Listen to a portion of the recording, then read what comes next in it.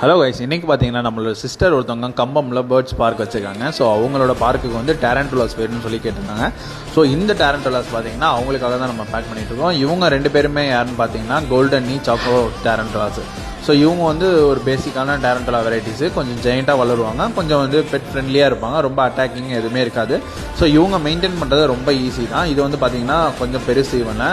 So அந்த 2 பேரில் இது வந்து கொஞ்சம் பெரிய மேலு. ஸோ இவனுமே கொஞ்சம் ஃப்ரெண்ட்லியாக தான் இருப்பான். நான் ப்ரீவியஸாக சொன்ன மாதிரி ரொம்ப பெருசாக அட்டாக்கிங் அதெல்லாம் இருக்காது.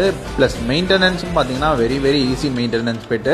ஸோ நிறைய பேர் வந்து இப்போ டேரன்டுலாஸ் வந்து பெட் பண்ண ஆரம்பிச்சிருக்காங்க. ஸோ இதோட ப்ரீடிங்குமே ஈஸி தான். பட் இதோட ப்ரீடிங் நமக்கு கரெக்டான ஐடியா கிடையாதுன்றதால நான் இந்த வீடியோவில் சொல்லலை.